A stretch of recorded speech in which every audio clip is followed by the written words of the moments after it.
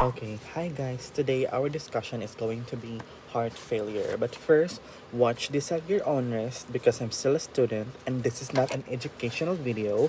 You can correct on the comment, but you cannot comment on me personally. Okay, heart failure discussion. As we all know, the most common of this one is the inability of your heart to pump blood. But let's go deeper. So we have two types here, left-sided and right-sided. Yes, they are two different types. So first, let's go to your left-sided heart failure. So here it says that it is the inability of your left ventricle to pump blood, meaning your left ventricle has loosened its capacity to pump blood effectively. So what will happen? What will happen here is that the fluid will go back into your lungs, causing what? What? Pulmonary congestion. So, your symptoms will be SOB, shortness of breath, coughing, pink frothy sputum, and of course, orthopnea. So, those are the main common symptoms of left sided heart failures. Now, the cause of the symptoms are lung is filled with fluid, causing difficulty of breathing, meaning there is low quality of gas exchange there. So, there could be a pulmonary edema. And then, what will happen if there's pulmonary edema? What sounds are you gonna hear? Hands off, Gabriela. Mali. Crackles. Ano ba? Nakikinig ba? Crackles po. So, you will hear crackles, ha? Rails. Next is fatigue. Other effects of left-sided heart failure. Fatigue, weakness, dizziness due to what? Why does the patient express dizziness when there's lots of fluid in lungs? Because there is loss of quality of gas exchange. Therefore, low quality ang gas exchange. Therefore, there is a dizziness that the patient will experience. So, what are the common medications that we need to treat left-sided heart failure? Diuretics. Diuretics. Example. Hindi ko maalala. Lasix, if I'm not mistaken. Lasix, okay. Next is ACE inhibitors. ACE na tambal ha, hindi yung ex mo na ACE. ACE inhibitors, like what? Lisinopril. Next is your beta blockers. What? Like carvedilol, ikaw ulol, ano pa? Yung mga ulol, okay? So, next is right-sided heart failure. Sir, asa man na? Uy, kadakan bag failure ng heart. Di ba na sila pwede isahon na lang? Of course you can.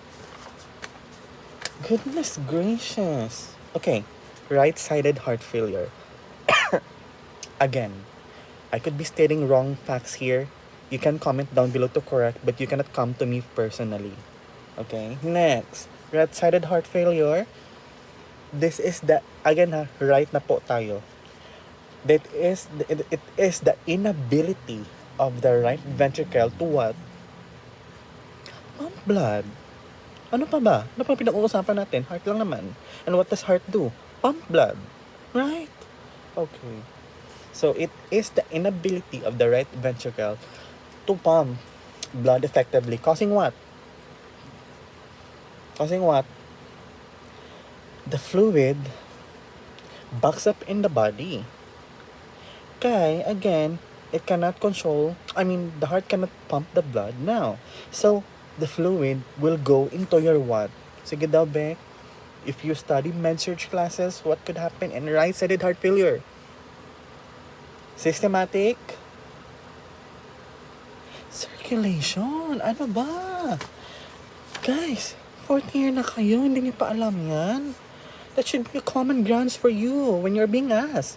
So, in right-sided heart failure, fluid backs in the systematic circulation. So, what are the symptoms? I bet you know this one. If the fluid will go back into your systemic circulation, what could happen? Of course, assess for leg edema. Leg edema, oh. Kasi tawag sa Bisaya, hupong. Okay? There will be edema in your ankles. Your patient will have ascites, possible fatigue. And then cause of symptoms are fluid retention in the tissues, causing what? Swelling. So, ayun. So, physical manifestations, when you would see a patient with right-sided heart failure, you will see what? And right-sided heart failure nurses, this is so important when there is systemic circulation, systemic edema. What could have happened here? What could you see here?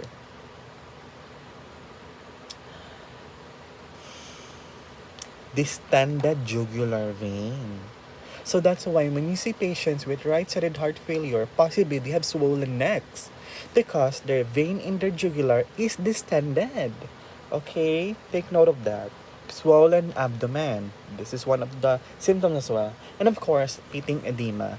Take note that pitting edema has classification as well, or subtypes. Basta, if how much deeper would it be? Positive 2, positive 3, positive 1? You study that one on your own, huh? So, yeah. Next is other effects. Patient will experience frequent urination. Weight gain. Why is that? Why does the patient goes additional weight in their body if they have right-sided heart failure? Of course, fluid retention, common sense. When you cannot urinate the fluids in your body, most of the time there will be fluid retention. So that's why it could have edema, they could have pitting edema, they could have you know uh, distended jugular vein. So that's why take note of that. So now, what are the medications for right-sided heart failure? Give me one. We already talked about this one from the left-sided heart failure. Diuretics. Guys, diuretics. Ano pa ba? Diuretics. So, we want the extra fluid in the body to get out because your point here is pointless. You're causing more harm to patient than hydration, basically. Of course, ACE inhibitors. Again, not your ex na si ACE ha. This one is the inhibitors. Again, if you have ex that name is ACE, you inhibit that. You no longer need that. ACE inhibitors example is lisinopril, okay? And valsartan.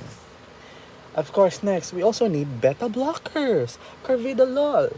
So, those are the common discussions between the difference of your left-sided and right-sided heart failure. Thank you so much for watching. Again, ano lang po, I could be stating wrong facts here, outdated or wrong information. Again, watch this at your own risk because I'm still a student.